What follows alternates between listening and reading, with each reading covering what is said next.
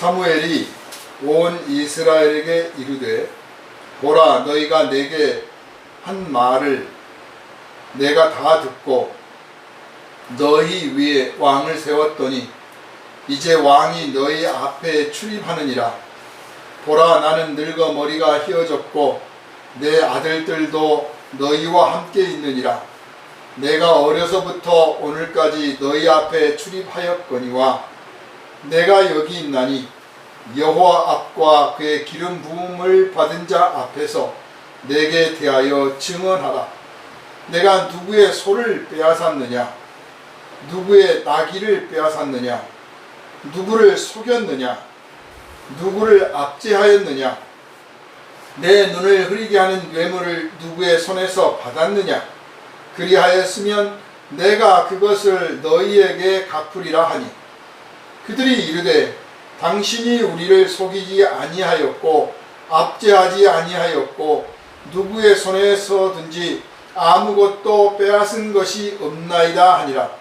사무엘이 백성에게 이르되 너희가 내 손에서 아무것도 찾아낸 것이 없음을 여호와께서 너희에게 대하여 증언하시며 그의 기름 부음을 받은 자도 오늘 증언하느니라 하니 그들이 이르되 그가 증언하시나이다 하니라.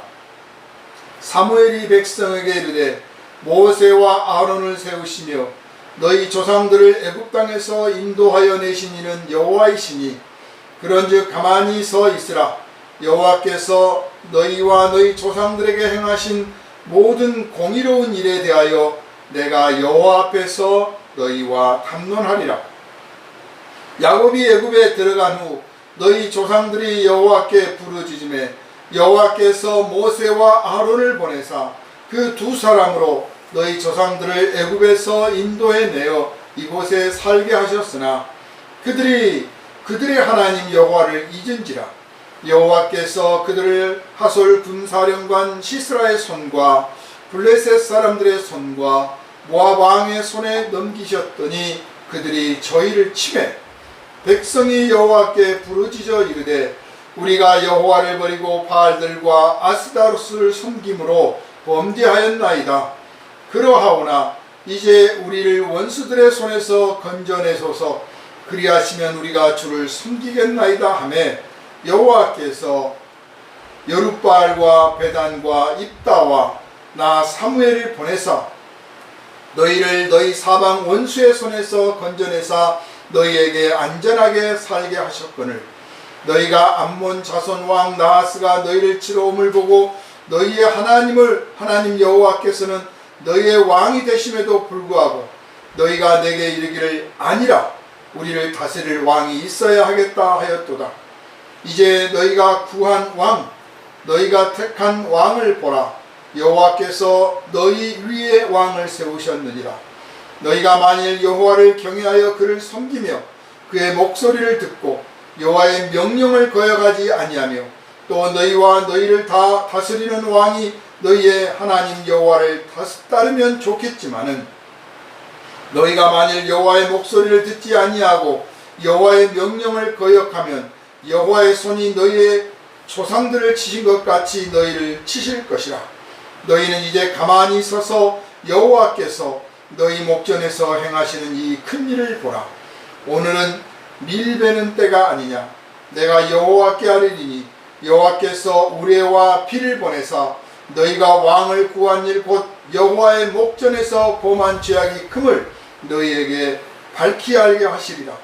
이에 사무엘이 여호와께 아뢰매 여호와께서 그날에 우레와 피를 보내시니 모든 백성이 여호와 사무엘을 크게 두려워하니라. 모든 백성이 사무엘에게 이르되 당신의 종들을 위하여 당신의 하나님 여호와께 기도하여 우리가 죽지 않게 하소서. 우리가 우리의 모든 죄에 왕을 구하는 악을 더하였나이다. 사무엘이 백성에게 이르되 두려워하지 말라. 너희가 과연 이 모든 악을 행하였으나 여호와를 따르는 데에서 돌아서지 말고 오직 너희 마음을 다하여 여호와를 섬기라. 돌아서서 유익하게도 못하며 구원하지도 못하는 헛된 것을 따르지 말라. 그들은 헛되니라. 여호와께서는 너희를 자기 백성으로 삼으신 것을 기뻐하셨으므로 여호와께서는 그의 크신 이름을 위해서라도 자기 백성을 버리지 아니하실 것이요 나는 너희를 위하여 기도하기를 쉬는 죄를 여호와 앞에 결단코 범하지 아니하고 선하고 의로운 길을 너희에게 가르칠 것인즉 너희는 여호와께서 너희를 위하여 행하신 그 큰 일을 생각하여 오직 그를 경외하며 너희의 마음을 다하여 진실이 섬기라. 만일 너희가 여전히 악을 행하면 너희와 너희 왕이 다 멸망하리라. 아멘. 아멘. 기독교는 기본이 양심의 종교입니다. 존 웨슬리 목사님이 소위 회심 체험을 했다. 회심 체험을 했다. 그래서 우리 감리교에서는 그 회심 체험한 그 날을 굉장히 중시합니다. 그런데 그 뜻을 잘 모르는 사람들은 뭐 웨슬리 목사가 그때야 구원받은 건 아니냐 그렇게 말하는데 회심을 체험했다고 그랬지 그때 회개해서 구원받았다가 아니에요. 자기가 이미 구원받았음에도 불구하고 구원의 확실한 어떤 확신 또 자기가 가지고 있는 그 어떤 것보다 더 높은 차원에 있는 충만한 그리스도의 은혜를 체험했다 하는 것입니다. 오늘 이제 이 땅에서 많은 기독교인들이 비난을 받고 있는 부분들도 있어요. 또 교회 가운데에서는 목회자에 대해서 이러저런 추문이 나오고 그래서 교회가 분열되는 경우도 있습니다. 사람치고 약점 없는 사람이 없죠. 그래서 그 약점을 물고 늘어져서 그거 가지고 깨뜨리자고 하면 사실 약점을 들춰내지 않았을 뿐이지 누구에게나 약점이 있는 거예요. 참 그럴 때 우리가 어떤 입장을 가져야 될까, 어떤 태도를 가져야 될까 고민하게 되는데 기본적으로 제가 아까 말씀드린 것처럼 기독교는 양심의 종교다. 그리고 양심 위에 있는 은혜의 종교다. 내가 양심껏 했으나 사실은 하나님 앞에 가서 가기에는 내가 생각해도 부족하다. 그런데 하나님이 나를 구원하셨다. 그래서 양심 위에 있는 은혜의 종교. 근데 비난받고 있는 많은 그리스도인들은 양심 아래에 있는 은혜를 생각하는 거예요. 양심보다 못한 은혜를 지금 말들을 많이 하고 믿고 있어요. 그것은 은혜가 아니죠. 어떻게 보면 그리스도의 십자가의 은혜를 모욕하는 것이죠. 그리스도의 십자가 은혜가 진정으로 비친다는 것은 양심 위에 있을 때, 즉 우리가 양심을 따라서 사노라 했지만 돌아보니 내 허물과 지각이 크고 또 때로 양심이 흔들리고 양심을 속이고 양심을 배반한 일이 있었습니다. 나 같은 죄인을 하나님 구원하시겠습니까? 했을 때 그리스도의 은혜가 크도다 하는 거죠. 그러니까 뻔뻔한 게 아니라 진실한 거죠. 그런데 이 구원파 같은 데서는 이 뻔뻔함이 은혜라고 가르치는 거예요. 비슷해 보이지만 다른 거죠. 오늘 사무엘이 이제 어쩌면 마지막이 될지 모르는 이제 회중 집회를 열어서 분명하게 밝힐 걸 밝히고 가겠다는 거죠. 첫 번째는 왕을 세우는 게 마음이 불편한 거예요. 하나님이 왕이신데 어떻게 이 인간의 왕을 세워야 되나? 일단 왕이 세워지면 하나님을 섬기듯 또 왕을 섬겨야 되는 거예요. 사무엘 입장에서는 그게 되게 못마땅해요. 마음에 안 들어. 그렇지만 하나님이 또 그렇게 하라고 하시니까 하는 거예요. 근데 일의 근원을 보면 항상 일의 근원을 봐야 되거든요. 일의 근원을 보면 이 백성들이 왕을 원했던 거예요. 그래서 이 백성들이 원하는 왕을 하나님께서 허락하신 거죠. 그러니까 하나님의 뜻은 아니죠.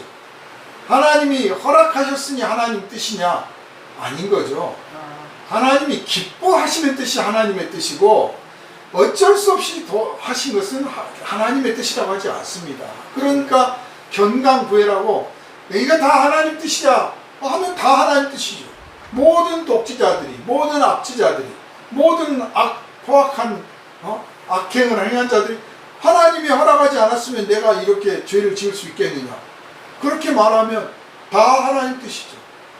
그러나 그건 하나님의 기뻐하신 뜻이 아닙니다. 그래서 함부로 쓰는 게 아니죠. 하나님의 기뻐하시고 온전하시고 선하시는 뜻, 그런 뜻만이 하나님의 뜻이고, 나머지는 인간의 욕망과 이 더러운 마귀의 그 충동질, 이런 것들이 인간 사회에서 하나님 안에서 허락되고 있는 거예요. 허락됐다고 해서 옳다는 뜻이 아니죠. 때가 되면 다 쓸어버릴 것들이에요. 마치 잡초가 난 것과 마찬가지인 거죠. 잡초 때가 되면 다 뽑아서 불살라버릴 거랍니다. 그래서 이 인간이 원하는 왕 세워졌지만 이 왕 자기는 기쁜 게 아니에요. 자기 양심을 속일 수 없습니다. 그래서 양심에 따라서 이것을 분명하게 말하고 갑니다. 오늘 많은 그리스도인들이 양심이 확실하게 세워지지 않은 것이 첫 번째 문제고, 양심이라고 하는 것은 두려움이나 불편함이에요. 죄를 지을 때, 죄를 지으려고 유혹받을 때, 죄에 대하여 충동을 받을 때 불편하고 두려운 마음이 들어야 되는 거거든요. 그게 양심이에요. 성령은 그 양심 속에서 우리에게 말씀을 하시는 거예요. 항상 즐거움과 기쁨 속에서만 말씀하시는 게 아니에요.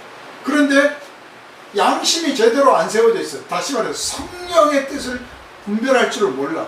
그러니까 세상에서 유혹이 오고 타협이 들어오고 뭐 하면 그냥 거기 그냥 따라가 버리는 거예요. 그냥 전혀 양심이 불편하지 않는 거죠. 그게 첫 번째 잘못이죠. 그게 사도 바울이 말씀하시는 표현으로 따지면 육체에 속한 거. 말이 영에 속했다, 성령을 받았다 하지만 어디를 봐도 성령 받은 사람이 아니에요. 그렇다고 구원을 못 받은 것도 아니야. 예수를 믿어. 그러니까 너무 어린, 제대로 된 자녀가 아닌 거죠. 영적인 자녀로서 성장하지 못하고 있는 모습이에요. 두 번째는 이제 나름 이제 양심도 있는데 적당한 시점에 타협을 하는 거예요. 왜냐? 양심 아래에 있는 은혜를 너무나 많이 듣고 교육을 받아왔어요. 그렇게 믿음을 갖고 있어요. 그게 좋은 믿음인 줄 알아요. 그래서 하나님이 용서해 주실 거야. 나 이번만 타협을 하지 뭐. 봐주실 거야. 몸부림치는 게 없는 거죠. 그러니 무슨 순교가 있겠습니까? 그리고 그렇게 하는 건 너무 광신적인 것 같은 거예요. 적당히 믿으려고 하는 거죠. 그래서 주일 예배 적당히 뭐 빠질 수도 있고 뭐 또 할 수 있고, 기도 뭐 적당히 하고 적당히, 양심에 부딪히는 게 없어요. 은혜가 큰데 뭐 하나님이 나를 사랑하시고 구원해 주시고 십자가로 구원해 주시는데 뭐 그거 가지고 뭐 다 봐주실 건데 양심이 없는 거죠. 그래서 위대한 믿음이 안 나오는 거예요. 그런데 사실 하나님의 아들이 십자가에 못 박히신 것은 특별한 몇몇 사람만 위대한 신앙인이 되라는 게 아니고 모두가 위대한 사람, 하나님의 아들이 되라고 한 거거든요. 예수처럼 살아라. 그래서 그래야 하나님 보좌 우편에 탁 예수님이 앉으셨듯이 우리가 하나님 보좌에 가까이 탁 앉아서 같이 왕노릇하면서 살아야 되는데, 구원을 받기는 받았는데 뭐 보이지도 않을 자리에 앉아가지고 나도 구원 받았네 하라고 지금 구원해 주신 건 아닌 겁니다. 그래서 사무엘은 양심껏 분명하게 밝히고 갑니다. 우리도 아닌 건 아니라고 하고, 그래도 어떻게 하다 보니까 안 된 것들에 대해서는 회개해야 되는데 너무 쉽게 회개할 거리를 너무 많이 만들지 말자 하는 겁니다. 그래서 왕을 내가 세운 게 아니다 하고 양심적으로 분명하게 말합니다. 이렇게 당당할 필요가 있죠. 두 번째로는 내가 이 사역을 하는 동안에 빼앗거나 속이거나 탐내거나 뭐 그런 거 있으면 나한테 따져라. 지금 따져라. 그만큼 내가 양심껏 살았다 그 말이죠. 그리고 그럼에도 불구하고 혹시 사람들 눈에는 또 어떻게 보일지 모르니 나한테 지금 말해서 내가 물을 거 있으면 물어내고 갚을 거 있으면 갚겠다, 그런 뜻입니다. 그러니까 아무도 그런 적이 없습니다. 그래서 최소한의 이런 모습이 오늘 우리 그리스도인의 모습이어야 된다는 거죠. 사무엘이 위대한 사람이니까 훌륭한 목사님들이나 이래야 되는 게 아니고, 사실 이 사무엘은 성령 받은 사람은 아니잖아요. 일시적으로 성령의 감동을 받고 지시를 받는 분이지, 우리처럼 성령이 들어와 계셔서 하나님의 아들 삼고 계시는 그런 입장은 아닌 거거든요. 그러니까 우리가 사무엘보다 더 뛰어나면 뛰어났지 못하면 안 되는 거예요. 예수께서 선지자 중에서 세례 요한이 가장 크고 위대하다고 그랬습니다. 그런데 천국의 백성은 요한보다 더 크다고 그랬어요. 그러니까 이 성령을 일시적으로 받고 감동받고 하는 차원이 다른 높은 차원에 우리가 있어야 되는데, 우리가 그렇게 하지 않고 있는 것은 은혜를 양심 아래다 두고 있기 때문에, 양심보다 더 높이 두고 괴로워해야 되는 거죠. 크게 기뻐해야 되고 크게 괴로워해야 돼요. 작은 속에서도 하나님의 손깃을 느끼고 감동하고 찬양하고 노래하지만, 또 작은 내 잘못과 허물 속에서 깨닫고 회개하고, 또 이 백성들의 아름다운 모습과 추한 모습을 구별해서 아름다운 모습을 가지고는 하나님 앞에 감사하며 찬양하고 은혜를 노래하고, 추한 모습을 가지고는 주여 이 백성의 죄를 용서해 주십시오 하고 기도할 줄 아는 그런 성도들이 되라고 사실 성령을 부어주신 것이다. 이렇게 사무엘이 죽을 때 내가 청산할 거 있으면 말해라 했는데, 사실 우리들은 언제 어떻게 죽을지 모르잖아요. 기도를 많이 하신 분들은 자기가 언제 죽을 때 안다고 하는데, 우리 수준이 뭐 그 정도 안 되니까 사실 언제 사고 날지 모르거든요. 그러니까 언제든지 이런 문제가 생겨도 떳떳할 수 있도록, 다시 말해서 하나님 앞에 가서 내가 떳떳할 수 있도록 주변 정리를 잘하고 있어야 되는 거죠. 항상 매일매일. 그래서 매일이 마지막이고 매일이 첫날이 되는 그런 준비된 성도들이 사실 하나님 보시기에 깨끗한 거예요. 기본적으로 깨끗해야 그 다음에 뭐를 말할 수 있는 거지, 깨끗함은 없고 잔뜩 담기만을 바라고 있다면 참 문제가 있는 거예요. 어느 아주 유명한 목사님이 꽤 존경을 받으시는 분인데, 그 교단에서 어떤 단체가 이단이냐 아니냐 가지고 시비가 붙었습니다. 그래서 뭐 조사를 해서 이단 같다라고 이제 이단 조사위원회가 발표를 하려고 하는데, 그거를 발표를 일단 했습니다. 이단 같이 보이니까 거리를 둬야 된다. 그랬더니 그 이제 유명한 목사님이 발언권을 얻어가지고, 우리가 기본적으로 목사들 모임 아니냐, 목사 아니냐, 목사라는 어떤 직책이냐, 성도들을 잘 가르치고 양육하는 것도 중요하지만, 그 죄를 볼 때 하나님, 제가 이 죄를 감당하겠습니다 하고 하나님께 그 허물을 자기에게 돌려달라고 기도하는 그런 사람이 바로 목사입니다. 또 사실 기독교 안에 누구의 신앙만이 100점이라고 말할 수 있겠느냐. 우리 교리만 주장한다면 그럼 다른 교단의 교파나 그 교리들은 다 잘못이란 말이냐. 우리가 기독교보다 높아져서는 안 된다. 기독교 안에 우리 교단이 있는 거지 우리 교단이 기독교는 아니잖아요. 그렇게 주장을 했어요. 그래서 그해 이제 이단 파문을 안 했습니다. 그 다음에 또 상정됐어요. 이단 문제가 있었어요. 그때 또 다시 왜 자꾸 또 그러느냐. 그래서 결국은 못했는데, 마지막 이제 그 다음에는 이제 계속 반복되니까 그분이 침묵을 하셨죠. 그래서 결국 이제 이단 정죄를 받았습니다. 근데 사실 이단 정죄가 받을 만한 요소들이 도처에 보입니다. 오죽하면 하겠습니까? 나름 그거 따라서 했더니 뭐 교회가 부흥되고 장점이 있어 보였는데, 또 어느 틈엔가 문제점이 보이는 거예요. 소위 말해서 이 프로그램을 운행하면 교회가 부흥된다 하는 프로그램들이 제법 많이 있어요. 그래서 막 특히 이제 목회자들, 장로들 이런 분들이 가서 교육을 받고 교회 가서 막 그걸 하는데 뭐 G12니 두 날개니 뭐 레마니 뭐 다양한 것들이 있는데 그 정말 그거 했더니 막 교회가 좋아지는 것 같아요. 근데 어느 틈엔가 문제가 생겨. 그 문제가 뭐냐? 딱 두 가지인 거예요. 첫째는 믿음이 식고 또 하나는 사랑이 식는 거예요. 처음에는 믿음이 커지고 사랑이 커진 것 같았는데 세월이 지나니까 아니야, 반대로 가는 거예요. 그러면 잘못된 거예요. 그래서 결국은 그렇게 막았습니다.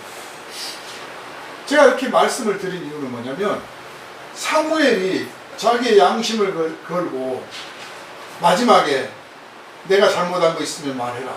또 내가 너희들이 원해서 내가 왕을 세운 것이다. 그러므로 내가 할 말은 하겠다. 내 양심상 분명히 말하는데 하나님 앞에 너희 세운 왕과 너희들이 잘못한다면 옛날에 너희 조상들이 그랬던 것처럼 똑같이 하나님이 벌을 내리실 거다. 그리고 이건 분명히 하나님의 뜻이 아니고 너희들의 뜻이란 걸 확실하게 하기 위해서 하나님께서 허락하신 거지 하나님의 기뻐하신 뜻이 아니다.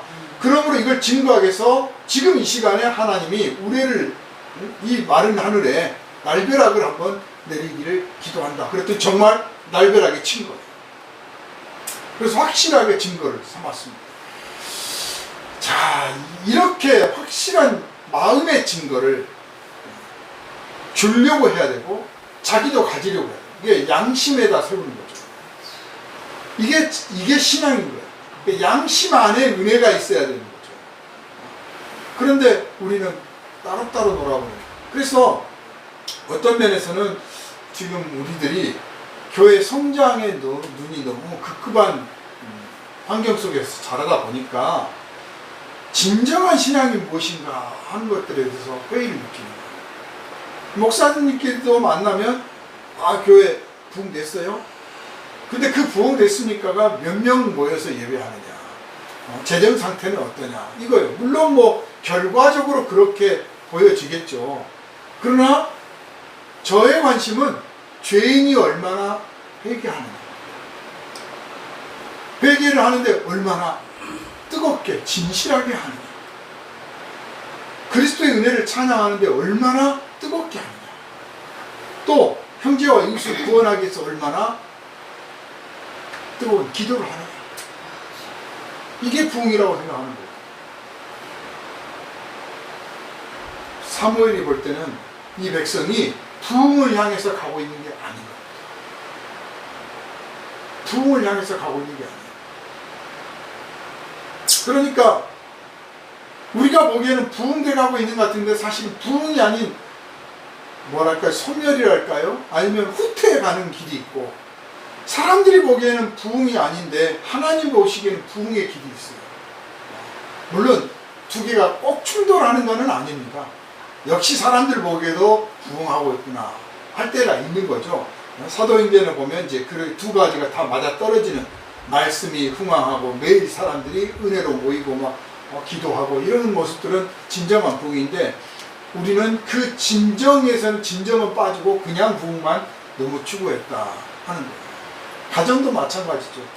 자식들이 잘하고 돈도 많이 벌고 뭐 해서 집도 사고 뭐 하고 차도 좋은 차도 사고 좋죠.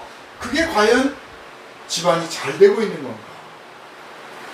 서로 안부도 잘 안 묻고 얼굴도 잘 안 보고 그러면 그건 가정이 해체되고 있는 거거든요.